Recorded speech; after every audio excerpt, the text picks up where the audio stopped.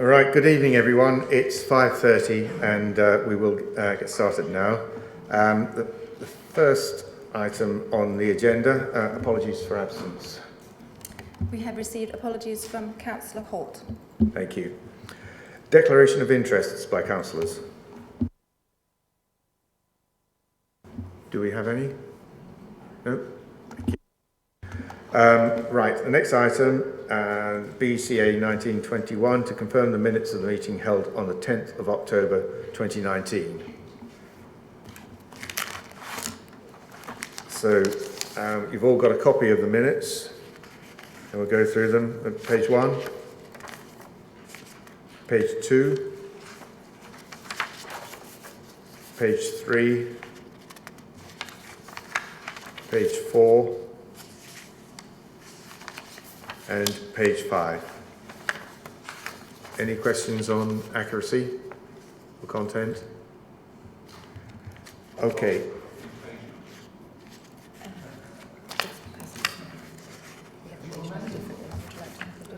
Yeah, okay. I was just going through the paper one, just because I have to sign the paper one. Oh, good thing. Absolutely. But I have the electronic one here in front of me. Okay. All those in favour of the minutes then? Thank you. Moving on to the next item, which is paper BCA 1922, the Suffolk Coast... oh gosh, sorry, I missed that one. To receive notification of petitions in accordance with the Council's petition scheme. None received. And questions by councillors? None received. And matters referred by the Overview and Scrutiny or Joint Audit and Standards Committees? None received, Chair. The next item on the list, the forthcoming decisions list. You've all received copies of that. Obviously, there are a number of things on that that are going to change as a result of the election. So an up-to-date forthcoming decisions list will be issued shortly to reschedule quite a number of things. Any other comments on that from anyone? No? Okay, the next item then is BCA 1922, the Suffolk Coast Recreational Disturbance and Avoidance Mitigation Strategy. And I'd like to ask the Cabinet Member for Planning to introduce this paper, please. Thank you, Chairman. There are a lot of things that I can say about this, or I could keep it quite short. So I'll start off shortish and see how much more you want me to add.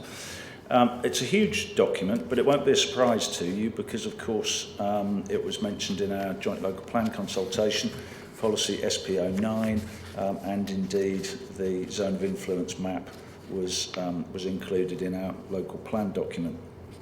RAMS is the Recreational, Avoidance and Mitigation Strategy, and this is for the Suffolk coast. And you'll see in the document that it affects Babergh, Mid-Suffolk, East Suffolk and Ipswich. There are a couple of things I think I perhaps ought to say, and that is that it's a legal requirement that habitat regulations assessments are undertaken for development proposals within a zone 13 kilometres away from the protected habitat. And for Babergh, this is the area of the Store and Orwell estuary. In the report, you will see that the zone is defined. We're in Zone A. There's a Zone A and a Zone B. That's on page 68 of the committee papers, 54 of the report. And you'll see there the two coloured zones. The contributions for Zone A, which is the area that affects Babergh, will be £121.89p per dwelling. And you'll also see a little bit later on in the report that contributions across both zones and for all authorities come to a total of £3,757,757. That's the projected costs of the 15 years for the strategy. If you look at pages 119 to 124, which is 105 to 110 of the strategy report, that details what the projected costs are likely to be spent on. You will see that most of those resources are required for various staffing issues. You'll see in there that there's the delivery officer, there are wardens, and then there are various projects that are mentioned which would be required. It's all about controlling and protecting sensitive areas. This has already been to Mid-Suffolk, and I have to say that the area of Mid-Suffolk affected is not quite as large as the area of Babergh affected. You'll see on the map that the affected area for Babergh, the zone of influence, actually goes just to the west of Hadley, so it's quite a large area.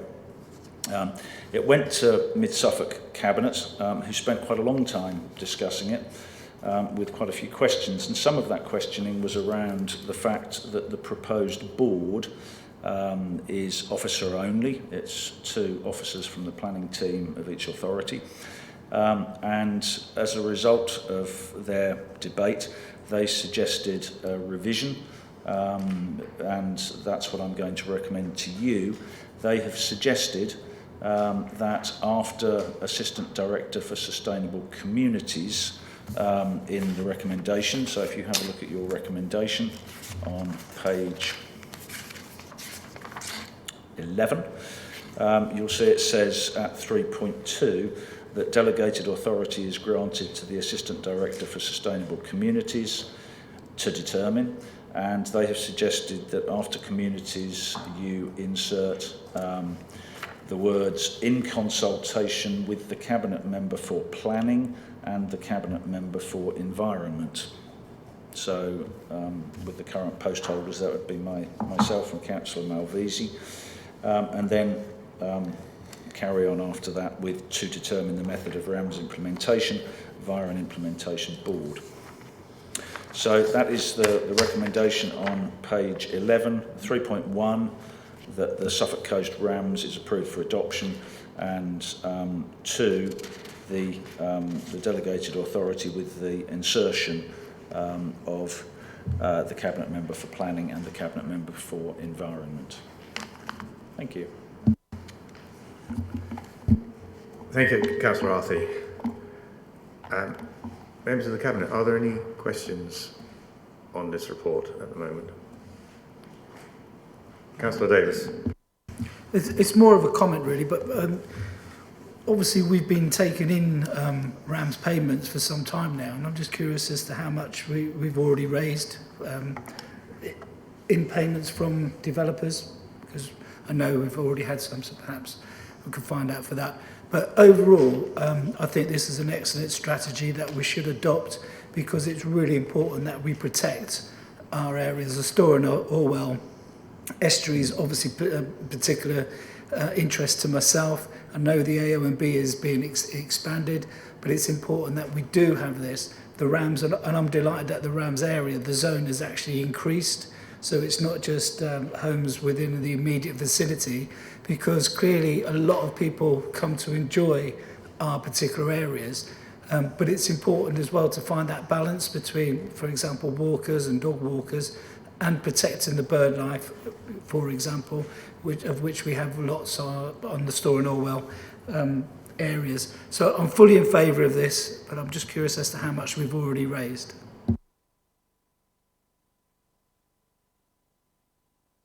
To say that Rob is here to help with all of the questions that I can't answer, and that's one of them.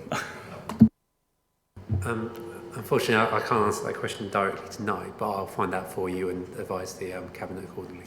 Okay. Actually, following on from that, I've got a question. The 3.7 million is the amount that we believe we need to raise in order to prevent the adverse effects on the European sites, presumably with it.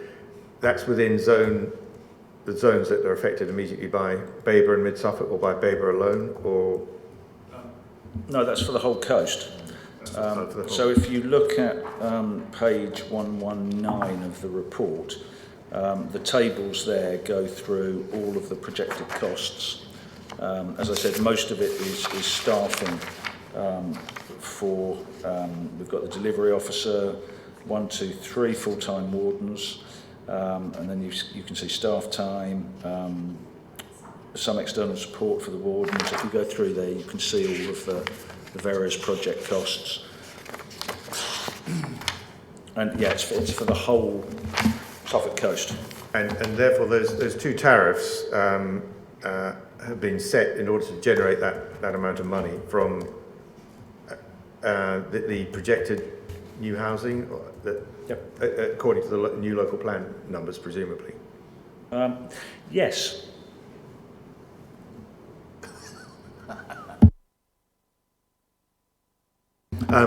And the other question is, so that money that's been raised for the mitigation measures, but there's also talk in section 9.24 of the report onwards about the use of section 106 and SIL monies as well, SIL for the infrastructure, for some infrastructure related work, and section 106 for non-infrastructure related work.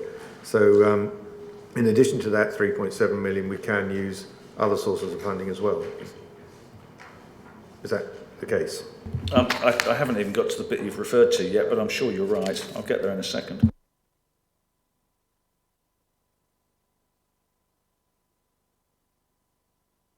Chairman, I'm going to refer to Rob Hobbs on that one. I think the answer is yes.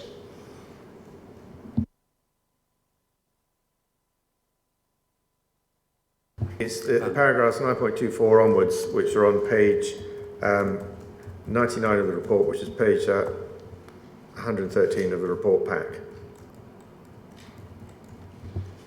So in answer to the question, what I've set out in the covering report is we can actually use section 106 agreements on sites of 10 dwellings or more as part of the general section 106. Or what we're actually looking at now is potentially using what's known as section 111, where we effectively collect the money up front and then hold on to it until development has either commenced, or if a planning permission is actually refused, then returning the money accordingly. Or we can do a unilateral undertaking for single developments. I think, though, that the question was more, can other funding sources be used in regard to some of these projects or not? Was that the question? The question was that we've got the tariffs per dwelling to raise the 3.7 million to spend on the mitigation measures, but we're also looking at sources beyond funding beyond that, over and above that 3.7 million. But not for the schedule of expenses and projects that are listed on page 1. Oh. Table 6. Yes, quite. Pages 119 to 124. That basically is costing everything based on the contributions that have been calculated for the growth in Zone A and Zone B, adding up all of those contributions, the projected level of funding and the projected costs are all set out in that table. So that doesn't anticipate any funds from elsewhere. But if the question was, do any of these projects, or could any of these projects be extended with funds from elsewhere, I think the answer is yes. Yes, it is. Yeah. Thank you. Does anyone else have any? Councillor Malvisi. That we should also we should expand the motion by including more members, because I think that any project, any report, any piece of work that the council does of this magnitude, with only 2 officers and no councillors sitting on the board, it's not good practice. So I think, like Mid-Suffolk, we should implement that as well.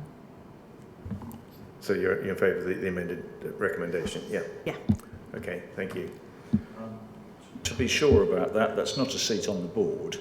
No. No. Okay.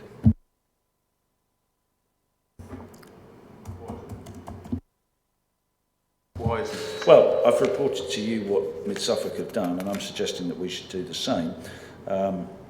It would be that the authority is granted to the Assistant Director for Sustainable Communities, together with a consultation with the Cabinet Member for Planning and the Cabinet Member for the Environment.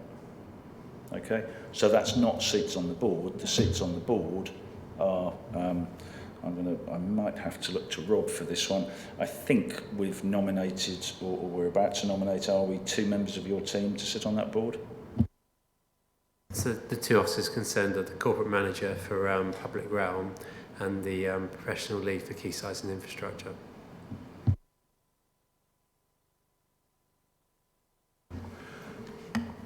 Councillor Busby.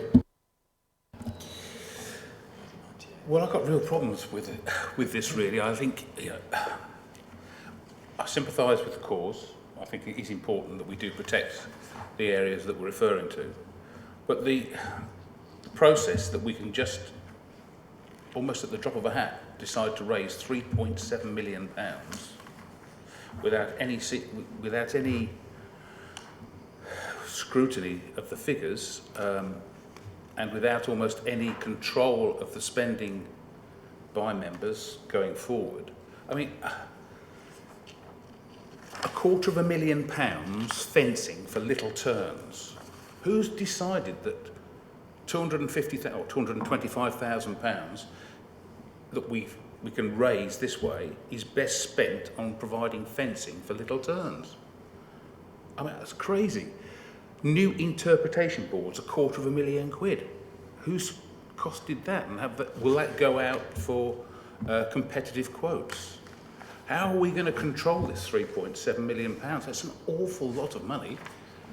And if we can do it this simply for this, why can't we do it for the bus services or for the roads or whatever?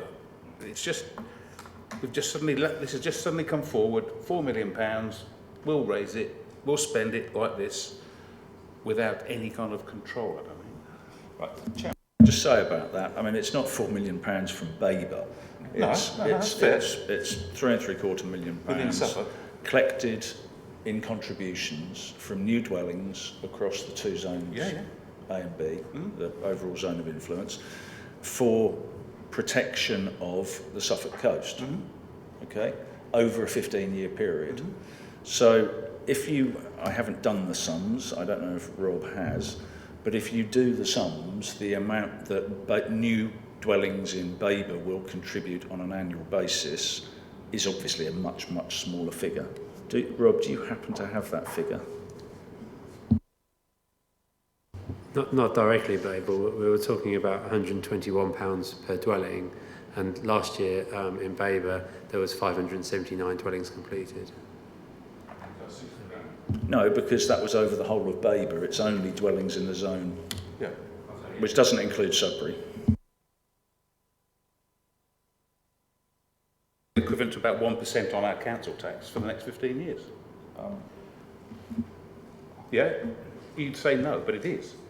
If it's costing us about £40,000 a year, then that's equivalent to 1% on our council tax for 15 years. Now, I'm not arguing we shouldn't do it necessarily, and I'm not arguing that I think it's a good way of doing it, but it doesn't seem to be any kind of control into how we spend it, who's worked out the figures, and who's decided that £250,000 spent on fencing for little turns is the best way of spending £250,000. Councillor Davis first. So I'm fortunate to have the benefit of having sat through a couple of presentations about RAMS at the Store and Orwell Forum beforehand, and we had an excellent presentation from Solent, which is down near Portsmouth. So that particular area, and I'm not 100% sure, but I think they may have been the first ones that came up with the idea. And obviously their model has been adapted throughout in various areas, and they're the ones that have come up with these figures in terms of, for example, car parking, which ones are used by dog walkers, walkers in particular areas, the effect that walkers have on bird life, for example. These figures come up, and as has been mentioned, we're not bearing the cost of this as taxpayers as such. They're coming from the developers, so the payment will come. That's the whole point, and that's why it's been worked out as a mean throughout the country, and because of the house prices in certain areas, that's how it's adjusted on that. That's my understanding from the presentations that I've had. So, which is why I'm quite in favour in this, because it's people that want to live on the coast that are paying that little bit extra, you know, albeit £129 or whatever, you know, for that privilege to help us mitigate the damage. Because if we didn't draw it from the developers or the builders of those, we would probably have to find them anyway, because as has been mentioned in the report, this is a national thing that we need to mitigate an avoidance strategy. Yeah, it's as I say, it's the European Habitats Directive which we've got to implement, and although this strategy is optional, it's a more efficient and effective way of raising the money from the developers than the developers having to implement their own strategies each time for each individual development. And so it's not a question of not doing this, it's a question of what's the best mechanism to do this. Yes, I take your point. We're raising a significant amount of money on new development for a specific purpose, which is one thing, and I do take your point about other things that we might need to raise money for. That's one issue, but that's something we've got to do. And your other point about how that 3.7 million has been derived and the assessment of the individual projects and the cost of projects, well, I assume that those have been drawn up with expert advice, and that little terns do warrant fencing around their breeding sites, and other things are necessary. And I think while we can challenge whether the amount of money allocated to that is the right amount, I think we've got to take it on board that a lot of that has been put together by expert advice on the specific things that are required in these zones that we have along the East Anglian coast. I appreciate it. It is an efficient way of raising money. I haven't got a problem with that. I think it is, and we have to do it. I agree we have to do that as well. And I'm sure the people that are buying new houses will appreciate having to pay an extra 120 quid on top of 350,000 that they're already paying for a small house in Suffolk. I would be happier if this went through scrutiny, ONS, either now, before, or very soon, for them to scrutinise and be comfortable with these figures. It's a lot of money, and I'm not happy approving £250,000 fencing for little terns. If somebody says, well, really is good value, and this is how we came up with the figures, and it's essential because we've only got 60 breeding pairs left in the world, and they happen to be on the Suffolk coast. I mean, if there's 2.5 million of these little terns, why are we building a £250,000 fence? It looks to me as though they've had a wish list. You know, if somebody's sat down and thought of any number almost and put this down and come up with nearly £4 million, I'd just like it scrutinised by ONS at some point. Councillor Malvisi, then Councillor Arthey. Thank you, Mr. Chairman. These are indicative estimates. They're not actuals, and they're guidelines.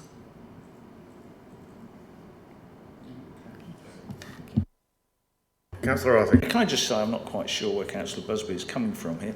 I've had a look at policy SP09 in our draft local plan. It says development that creates new dwellings within the identified protected habitat sites mitigation zone will need to consider impacts. Where relevant, development will be required to make appropriate contributions through Section 106 agreements towards management projects and/or monitoring of visitor pressure and urban effects on habitat sites, and be compliant with the HRA, Recreational, Disturbance and Avoidance Mitigation strategy. Okay. There's a whole lot of supporting text to that as well, which I won't read out to you. As I say, the zones of influence are in the document. And I'm now looking at the responses to that particular policy, just to see if, Dave Busby's saying, should we really be doing this? So I've looked at the responses to that. I'm happy we do it. Okay. It's the amounts. Right. And who's okay. Put, well, and I'll give you an example of somebody who's objected, and the objection is from Hopkins Homes in here, and they're actually hang on. They're actually saying because the local plan didn't have this document with it, so they didn't know the amounts. They've actually said that the policy lacks clarity. It should include further details. And details of the level of contribution required. In other authorities, a figure of £300 per dwelling is used, which helps to provide clarity.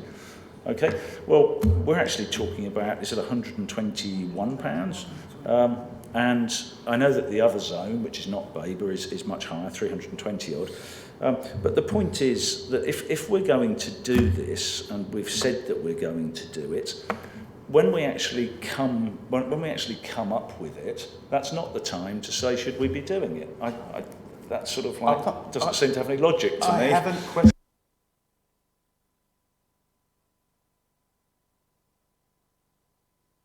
We're committing £4 million of not our money, of people that are buying houses money for this purpose. All I'm saying is I want to ensure that they're getting the best value for that money. Because it would be very easy. What happens if they say, oh, well, the fencing for the little turns actually came in at 325,000, or who's to say we couldn't do it for 125,000? I just want to get best value for the money that we're raising. Mm-hmm. I haven't got a problem with us raising it. It's a great way of doing it, but it's a lot of money. What kind of control is there on the spend? Okay, Councillor Davis, then Councillor Parker, and then I'm going to ask, because we have the Chair of Overview and Scrutiny in the room, I will then pass it over to him to have a few words. But Councillor Davis first. Well, first of all, this is going to be reviewed in 18 months' time. So if we're not charging them enough, then that's where it'll get picked up, and the charges will be adapted. But as I've said, we're not inventing the wheel here. This has been done elsewhere. So the figures are coming from that. And as Councillor Malvesi has pointed out, they're indicative figures because this is what is understood. Judging from us, we know how much it would cost roughly to have all the mitigation and avoidance. What the unknown factor at this stage is how many houses will actually be built out in those particular areas. So it could be that we do need to raise more money. But as far as everything's concerned, this won't be coming from the normal, if you like, the taxpayer as such. It will be from these new developments. Councillor Parker. Yeah, thank you, Chair. I mean, to a large extent, Councillor Davis has already said it, but I mean, I too I'm slightly confused with respect about what it is that Councillor Busby is trying to say here. As much as anything else, really on a point of order, Chair, what we're being asked to consider here is the mechanism by which we implement this, rather than the money that's being spent itself. So. So I'm scratching my head as well as my fellow members, Chair. Okay, thank you for that. I think we probably all concur with that. But Councillor McCraw, have you got a few comments on this as the Chair of Overview and Scrutiny? Thanks, Chair. I think I do. From a scrutiny viewpoint, and this is on the basis of scrutiny practice as I understand it, this is, I believe, a statutory requirement. It covers the efforts of 4 separate authorities. From that point of view, it would be difficult to scrutinise the Babergh component separately without reference to the views of those other councils. Or at Mid-Suffolk we could do, because obviously we sit in joint committee. However, Ipswich and East Suffolk, not so much.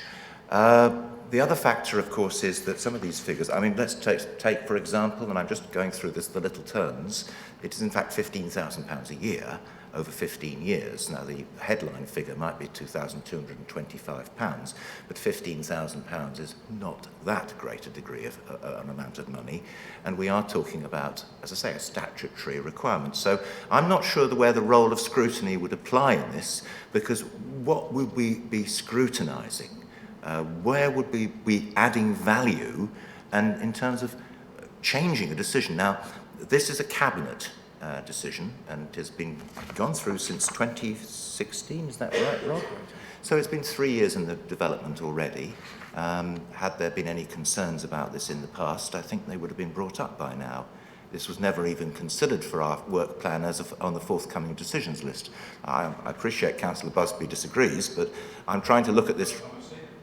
Fine, but I'm saying this was not listed as a key decision. I have to say, it looks to me, from having seen it in preparation for this meeting, that this seems to me a necessary piece of legislation, a statutory requirement. It seems robust, and the only thing I was going to add prior to this possibility of overview and scrutiny examining it was that if it is adopted by this council, and I believe it will be by all 4 councils, I believe it should be publicised and explained to the general public rather better, because we see in planning reports all the time RAMS assessment, and it's never quite clearly explained what RAMS necessarily is. And I think that's a good point of communication that we could be making with the electorate as a whole, and I'll be quite frank with you, with members as a whole. Sometimes I think we forget we've got so many acronyms, we can't keep track of them all. Let's have RAMS explained for all of us. But I don't see at the moment any particular argument for this coming to overview and scrutiny. And by the way, our work plan has already been heavily affected by recent events, and we're going to have to cram 6 months' work into 4 months. So I'm not sure that we could deal with it as quickly as Councillor Busby seems to suggest. Thank you, Councillor McCraw. Just for your information, Councillor Busby, the little tern breeds in colonies on gravel or shingled coasts and islands. At the beginning of the 19th century, it was a common bird of European shores, rivers and wetlands, but in the 20th century, populations of coastal areas decreased because of habitat loss, pollution and human disturbance. The loss of inland populations has been even more severe, and it has declined to become extinct in many European countries. So £15,000 a year is probably a reasonable amount. A bit like our local buses. Are there any other questions from members? Councillor Arthey. Chairman, yeah. Well, yeah, whilst people were talking, I did take the trouble to go through all of the responses to this part of the draft plan, and there were, I think, about 27 that commented. There were 8 that fully supported it. There were 3 that just sort of made comments. Of the objections, 12 of the people who objected actually said that we ought to be doing more. Okay. There was one which was the Hopkins one that I quoted, which said that it needed some clarity, and there were 3 that seemed to say we're not quite doing it in the right way. I'm not quite sure what other way we could do this, because I mean this is a nationally recognised strategy, so I don't know if Rob can help with that, but I'm kind of convinced that those particular responses to the local plan are there isn't really any other way to do it. So I would say that on the local plan consultation this had more support probably than most of the other parts of the plan. Thank you. Rob, have you got a comment on that? Yeah, in producing this strategy, we've worked closely also with Natural England, who are obviously the statutory agency around this, and we all feel ourselves, Natural England and the other authorities involved, that this is the most effective way of doing this. As has been already alluded to, yeah, we've taken evidence from other strategies as well in terms of how their costs have been arrived at. And the alternative to doing this is simply developers doing a single habitat regs assessment project for each planning application, which is quite, we would argue, not as an effective way of doing it. Thank you. Does anyone else have any questions or comments? Okay. Councillor Arthey has proposed a recommendation. May I have a seconder then? Councillor Davis. As amended. Yes, I've just been reminded. The recommendation as amended by Councillor Arthey in his introduction. Councillor Davis, thank you. All those in favour? All those against? Any abstentions? Without any monitoring, I can't vote for. Okay, thank you, councillor.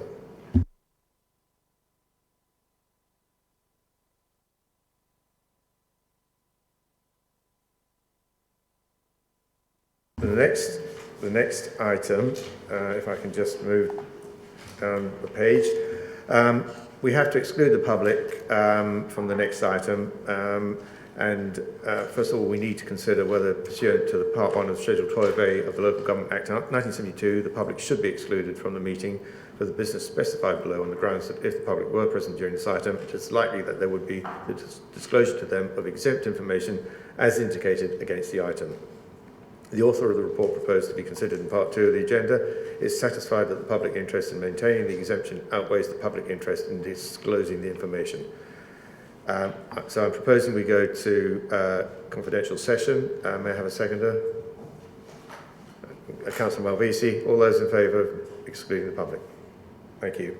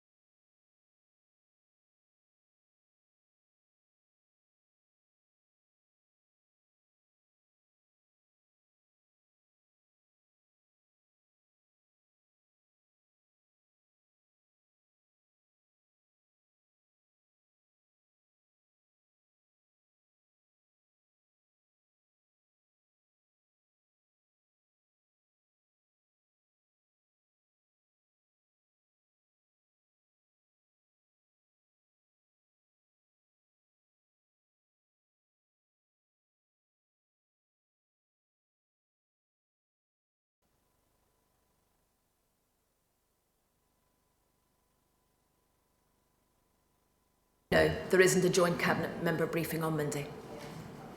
That's